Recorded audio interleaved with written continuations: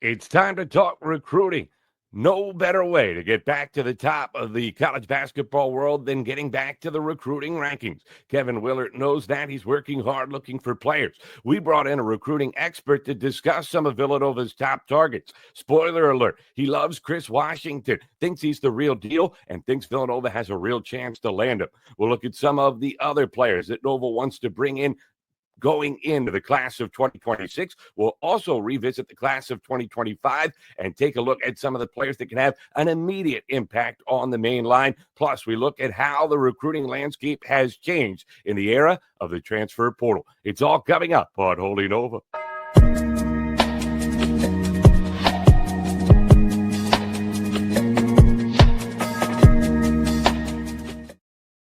Hi, everybody, and welcome to Holy Nova, part of the Big East Energy Network. I'm Matt Janis. No David White this week, busy being a lawyer, so we brought in a recruiting expert, Jake Weingarten of StockRisers.com. He's a hustler. He's been out there, has his ear to the grindstone, understands exactly what's going on, and has some interesting information on some of Villanova's top targets in the class of 2026. Recruiting, maybe not what it used to be in terms of importance. There's other avenues to get players, but you still, if you want the top tier talent, you can get them directly from the source at high school. Nova making a clear effort to try to get back to high school recruiting, and we're going to talk about what Kevin Willard and his staff have done to try to get them back near the top of the list. So without further ado, let's welcome in our guest, Jake Weingarten. Weingarten from StockRisers.com here on Holy Nova. Jake, thanks so much for taking the time to be with us today. No, I appreciate you. I'm excited to talk some hoops. It is an odd time of year because obviously so much of people's attention in the offseason, they're kind of looking for something to gravitate and hang on to. So far away, it feels like still from the season. But the recruiting's starting to heat up on the summer circuit. The coaches have been out. They've been meeting with players. What is the overall feeling about the 2026 class as a whole? It seems like there's a pretty mixed bag from the recruiting experts when you talk to them about this class generally. Yeah, well, I think it's pretty top heavy, which, you expect out of any recruiting class. You expect the guys at the top to be, super talented. And I think this class has exactly that. I think of a guy like Duran Rippey Jr., who I've watched for a long time, kind of leading the way in that class. I think he's kind of a dark horse to be the top player eventually. And then you go all the way down to like Chris Washington, who's ranked anywhere from 20 to 30. But I think in any class, there's guys ranked in the hundreds and end up going to college and shocking the world, because once you get to college, rankings don't really matter. So, I think this recruiting class isn't as loaded at the bottom half as some others have been. But, at the end of the day, there's going to be guys that, shock people regardless. It's funny you mentioned Rippey was a guy that Villanova tried to get in on early. They made the initial cut when he first started moving things down, but he's not in the cards for them. But Washington very much is. They just made the top 7. He's a guy that 6'7", still got some growing to do. But, boy, it seems like people just keep getting higher and higher on this kid the older and more mature he gets. Yeah, I completely agree. And he's a guy that I've watched a pretty decent amount. And, I was telling you before we hopped on here, Villanova's got a chance to get that guy or go all in. You got to do it. 6'7", still growing. He's like a gazelle to me. You look at how basketball is nowadays with length and size and versatility and being able to run the floor and play both ends.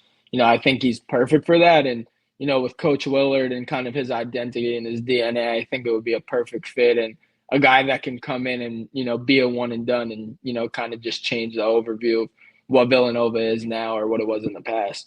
It feels like his stock really is on the rise. He was kind of in that 40 to 50 range for a long part of the process, and now seems to be creeping into everybody's top 40. And as you mentioned, more and more you're seeing top 30, top 20. What is it that you think maybe provides a good connection for him with Villanova? Like I said, I think the DNA and the identity and what, Coach Willard is going to bring there. He's always been a guy that brings toughness out of his players. You saw what he did in his last stop at Maryland. So I think he's a guy that, kind of just brings something different. Even dating back to Seton Hall, he just always had a tough guy on his team, or just the way his culture is kind of set. And I think the standard he says, and I think it also helps that he's got the Villanova name behind him now. I think that's something he'll use to his advantage. And, when you talk about Chris Washington, In that instance, you get a guy, like I said, 6'7", Gazelle can come in and be tough. I think that's exactly what Coach Willard wants, and I think that's probably the number one name on his recruiting board. 6'7", he's only listed at 185 pounds, but it seems like everybody feels like he'll fill out quite nicely over the next couple of years. Oh, 100%. And that's kind of the scary part of him. I don't think he's even touched the surface yet. So I think once he gets to college and starts putting on muscle, I think it's going to get even scarier. Do you think it is realistic? I mean, top 7 is always a good sign, but there's some heavyweights in there that Nova's got to fight to try to get them. There is, but like I said, I feel like he fits what Coach Willard wants, and it wouldn't surprise me if behind the scenes, that's a guy that he's probably spearheading the recruitment. And nowadays in the world we live in, it's a lot of assistant coaches kind of doing the groundwork. But it really wouldn't shock me if the head coach, Coach Willard, was super involved in this one. It's kind of funny that you mentioned that. Obviously, Ashley Howard was the only holdover on the staff when Willard comes in and decided to keep Howard because of his high school recruiting chops. And obviously, he had a lot of success under Jay Wright, mixed bag of success during the time with Kyle Neptune.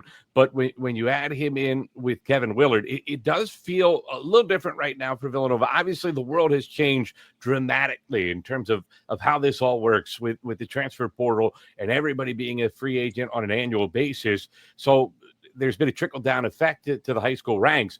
But because Nova was in such a win-now mode under Kyle Neptune, understandably so, where he was trying to solidify himself and make sure he could keep the job long-term, it felt like the focus changed a little bit. In your mind, is that fair to say on the high school recruiting? And do you feel like Kevin Willard has kind of moved it back to a big picture and kind of a little bit more of a look for guys that might be there for a couple years?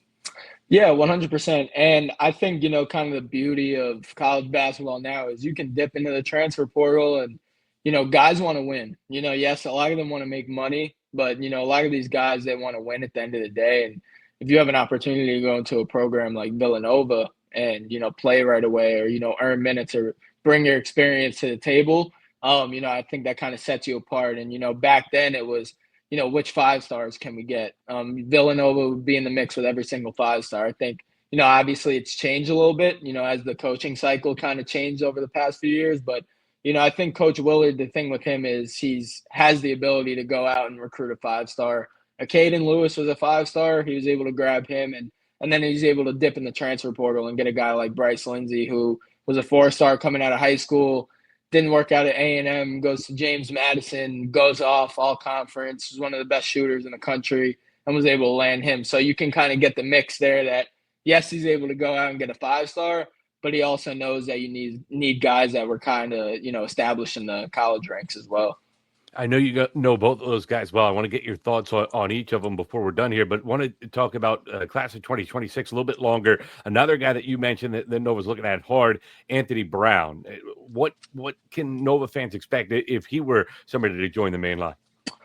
True point guard. That's kind of the thing that stands out with me. And, we're in the game of basketball now where there's always going to be a 6'1" point guard that kind of gets under everyone's skin. He kind of gives me a Zakai Ziegler type of vibe from Tennessee.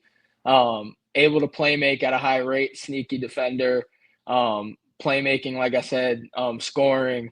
I think he kind of brings a mix of everything, and he plays for Team Durant. That's a program, I've known for a long time that's always developed and established very tough and very aggressive point guards that bring a lot to the table. I do know that he visits Villanova in September, and once these kids get on campus and kind of get a feel for what they'd be walking into, I think that kind of sets their recruitment apart. So I think you'll have a better idea with a guy like that once he actually steps on campus and takes the official visit and is the primary focus of the coaching staff. When you look at Brown and Washington, Washington a long way to go, but he's certainly somebody that they want. If you look at him with maybe a coach's eye or a scout's eye, what are the areas where they have most room for growth or improvement in their games at this stage? I think with Chris Washington, obviously you want to be able to develop an outside game. We know he's explosive, can run the floor very well, get to the rim. Like I said, that's what a Gazelle does. But, nowadays Gazelles can also shoot. You see guys in the NBA and at the college ranks that are 6'8", 6'9", 6'10", even 7 foot that can really stretch the floor and shoot the three. I think out of him, if you're able to get 40% on makes from 3-point land, I think, you're getting a guy that could be a lottery pick eventually. Obviously, that comes with repetition. I'm sure it's stuff he's working on now. And obviously, just the physical aspect, too. Going in the Big East, if he were to, it's a very tough conference. One that I think is kind of underestimated at times for their toughness.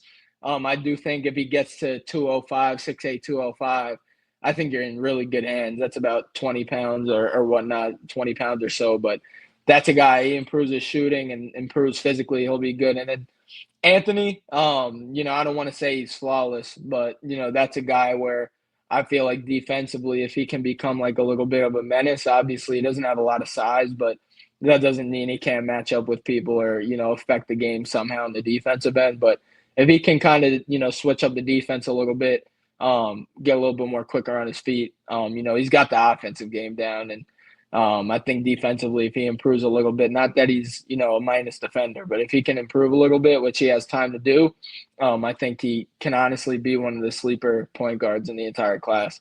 Yeah, he's been kind of fringe top 100 pretty much the entire way, though. But as you said, people are really high on his upside. And it does feel like, correct me if I'm wrong, because, a lot of guys in high school and AAU, there's different varying degrees of not playing defense, but that's where you're going to develop the most when you get to a college campus, right? So coaches can sometimes, as long as you're willing to play defense, they can deal with figuring that they'll get you on campus and teach you how to play it.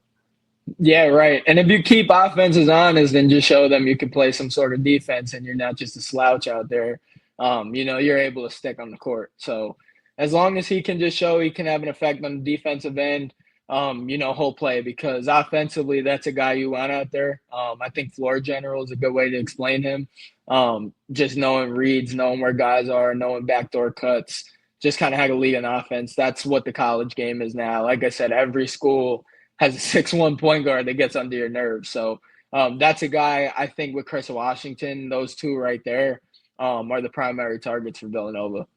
What's the buzz about Kevin Willard at Villanova? You touched on the possibilities of what he can bring to the table and the success he has had at previous stops, and there's no doubt about it at Seton Hall and at Maryland. And it feels like that Villanova presents you a better stage to take that next step. At the same time, obviously, there was some baggage the way things unfolded, leaving Maryland and coming to Villanova. You're out there all the time talking to people on the trail, trying to figure this stuff out. What is kind of the buzz around Kevin Willard with younger guys and on the circuit?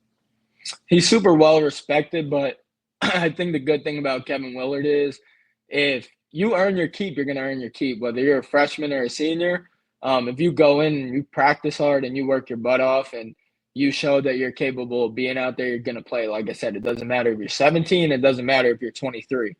He's going to give guys an opportunity to shine. And, I think he'll keep the best guys out there. He was on a team this year that had a 23-year-old and then a guy like Derek Queen, who was 17, 18 years old, who practically ran their entire offense. So, with him, I think he gives guys an opportunity, but I think he also kind of respects where the game of basketball is now. And, if you're only coming here to get paid, then you're probably not the best fit for us. I think he's trying to, like I said, bring Villanova basketball back to what it was. I know when I was first coming into the recruiting game, Villanova was involved in every 5-star. They were involved with every top-tier prospect, and deservingly so under Jay Wright. But I think obviously he's going to have some work to do. You don't just come in and win a national title right away. But I do think he's on the right track. And like I said, it started with getting a guy like Acaden Lewis, who, in all honesty, could be a one-and-done guy. Obviously, it depends how it shapes up. He was a 5-star prospect. But and then you grab a guy like Bryce Lindsey, and you got guys like Drew Fielder. So he kind of, explored the waters a little bit on the high school end and the college end. But, I think he'll do a really good job there. He's got the right identity and the right mindset. So I do think if there's a guy that could bring Villanova back, it's Kevin Willard. It's hard to figure out what he's looking for, though, right now, because He's brought in so many bigs. I mean, obviously Villanova had that reputation, guard you. They've been so guard heavy. They've been at their best when they've had bigs, but they have been led by their backcourt throughout the entire Jay Wright tenure. And yet he has brought in volumes of bigs. And you thought, well, maybe he's trying to shift a little that direction, at least as he transitions and implements his own system. And then John Rothstein goes to practice the other day, and all of a sudden you start reading about going to be 4 guard heavy again, going to go back to the old Villanova. What's the buzz that you're hearing, and what are you seeing in terms of the kind of kids that he's trying to recruit? Is it a balance? Is it guard heavy? What's he looking at? Guard heavy wouldn't surprise me. Like I said, I think he's going to kind of bring the same DNA he had at Maryland over to Villanova. And to be honest, it worked. Maryland was very impressive this year. And, obviously that's, the on-court product. But I think it's a testament to how Willard coaches. You have guys that can kind of spread the floor a little bit offensively and defensively. He did go out and get a decent amount of bigs, but he also got guards that can really play. I know I sound like a broken record mentioning Acaden Lewis and Bryce Lindsey, but those are 2 guys I feel like this year are going to have a super, super vital impact on kind of how the offenses ran. Bryce Lindsey, in my opinion, was one of the best scorers in college basketball last year. Some people may disagree. That's fine by me. But I do think you'll see a lot of guard-heavy sets, but I do think the bigs will be involved. There's a lot of tough bigs coming in the Big East. Owen Freeman came over from Iowa. Eric Reeby, who's a freshman at UConn, is going to get a decent amount of playing time this year over there. So there's a lot of tough big men in the Big East, and I think Kevin Willard knows he had to match that, but I think he also understands if he sticks with his guard-heavy identity as well, that there could be a lot of success, especially going into the Big East. You're not a broken record. Bad hosting on my part. I've been petting you in, trying to get to the other topics. Let's let you run, especially on Acaden Lewis. He is the $1 million question for Villanova fans in terms of how fast the rebuild under Kevin Willard is going to be. If they're going to make the NCAA tournament this year and make any noise when they get there, Acaden Lewis is going to have to turn himself into a pretty special player, it would seem like, over the course of his rookie years. Obviously got some room to grow, but you do hear more and more. He's probably a couple-year guy, but if everything clicks for him, he could turn himself into a one-and-done type. He's that high a ceiling. What do you see? Why is the ceiling so high for Lewis? Poise. I think it starts with poise. I think coming in as a freshman, some guys kind of are there to get their feet wet. They know they have 3 years eligibility remaining and they have room to grow, but I think a guy like Acaden Lewis, just coming from the DMV, very tough, very physical, can score the ball at an extremely high rate. I've seen a couple of 30-point games in person from him before. But just the poise he brings, he's not your ordinary freshman. I think he'll be able to come in and provide something right away. And I think that goes a long way in college basketball, being able to, kind of come in and go up against a 5th-year guy or, going into a tournament and playing against a guy who's in his 3rd trip to March Madness. I think if any freshman's capable of it, I think it's Acaden Lewis. Like you said, if all things click in year one, there is a chance he could make that jump. But if he is a multiple-year guy, I think there's a great chance, obviously, if he weren't to move on in the future, that if he doesn't transfer or anything like that, that he could be a staple of Villanova basketball. He's got that high of a ceiling. He's impressed me a lot over the last few years, but I think the most important thing is I think his game can translate right away. And he can score in a lot of different ways, right? That's one of the things that's so tantalizing about him. It's not just one thing he does well offensively.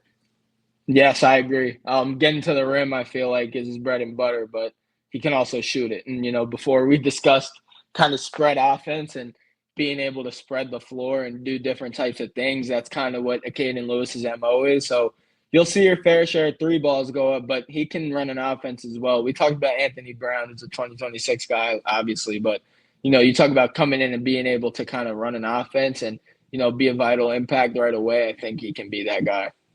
With Jake Weingarten of StockRisers.com. Obviously, Bryce Lindsey, another guy that you mentioned, a couple stops. I saw him play a bunch of times at JMU. Look really good. It's always a question, how does it translate when you move up a level? In your mind, how will it translate for him?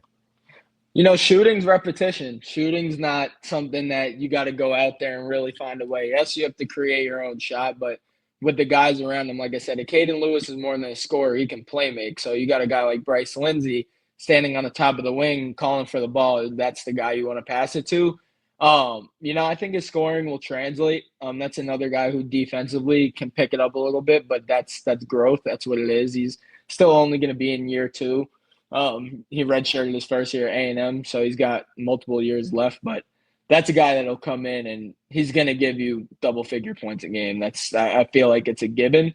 That's just how he plays. That's what he is. But he was a high major prospect coming out for a reason. I think college coaches kind of knew eventually that, if it wasn't high major right away, it would be high major eventually. And he's back and getting that opportunity. And I think he's going to take it, perfectly. And like I said, double figure scorer right away. Is that the thing that might be most tantalizing about him? That, obviously it didn't work out the first year at Texas A&M, but it's clicked for him. And now with a year of college playing experience under his belt, how much further along he can be. And it's back to everything everyone thought was possible coming out of high school. Yeah. With college basketball, whether you're mid-major, high major, once you get your feet wet and you're able to get that experience to play a full college season and remain consistent and efficient, you don't see it a lot nowadays. And regardless of the level he was playing at, that mid-major conference, they've got some talented players in there, some talented teams. So for him to do it in his first full year of college basketball is super impressive. And I do think it will translate, especially under Kevin Willard. I know Kevin Willard always wants a guy out there that can shoot it and kind of be that sniper, knockdown shooter. But I think the beauty with Bryce is I think he's a lot more than that as well. I think he can play make. I think he can pass the ball really well. I think he can get to the rim. So it's not just he's going to stand in the corner and shoot threes. I think he provides a lot more. But I think spacing-wise, it's also useful having a guy out there where you're like, okay, the defense has to be careful for this guy. That way it opens up more opportunities for his teammates. Well, it is certainly, the Sun Belt was no joke. Good level of competition, JMU, great atmospheres. So he's been through that before. It'll be fun to watch his development at Villanova. You're a guy who has his finger on the pulse of the big picture. How, I know you're still relatively young guy too as well, but you've been at this now on the grind for a bit. How has it changed over the years in your mind? How much time are you putting towards the transfer portal versus towards high school recruiting? And what are you seeing in terms of the timeline for these high school recruits of when they're getting these offers and when they're making the decisions because of A, money, but B, also the transfer portal means other opportunities at higher levels for guys?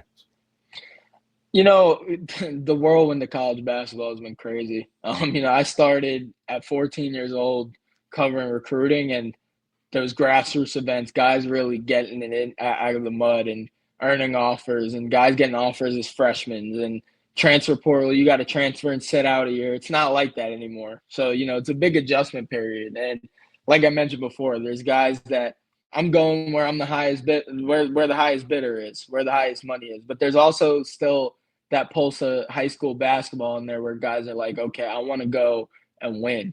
I want to go in and I want to develop. I don't want that $1 million check right now. I want it when I'm crossing the stage and shaking Adam Silver's hand. So for me, I think high school basketball is still in a very, very good spot. You'll still see freshmen and sophomores getting offers very early. Is it sustainable with the transfer portal?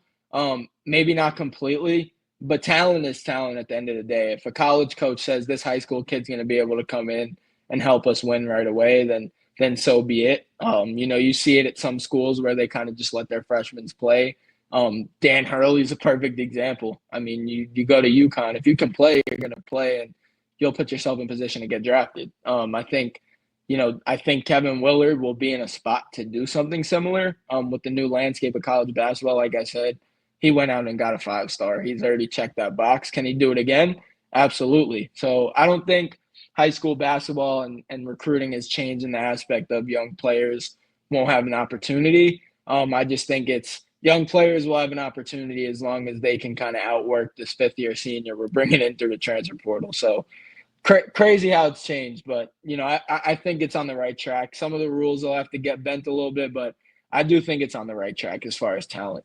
Well, you've been at recruiting for a long time. Rules being bent, that's nothing new. That's just part of college athletics. All right, so you know a lot of Villanova's new pieces coming in. We're all just kind of guessing at this point because there's so many new pieces in place. You don't fully know what Kevin Willard's going to do. You can base your guesses and educated guesses on what he's done in the past at his other stops. You know he's a proven winner. You know eventually all the pieces seem like they're in place for this to work for Kevin Willard at Villanova. A, do you agree with that? And then B, if you think that it will work, how long do you think it takes for him to get it where he wants it to be? I do think it will work. It's worked everywhere else he's been, and I think the proof is in the pudding. If you have a resume and proof that you can do this, then you kind of have a really good shot. He went into Maryland. It was a brand new opportunity. Did it take some time? Absolutely. But like I said, he's not going to come in and be a national championship contender. If he is, that would be bizarre. And Acaden Lewis is really, really good, right? Yeah, then Acaden Lewis is really, really good. He'll be the first pick at that point.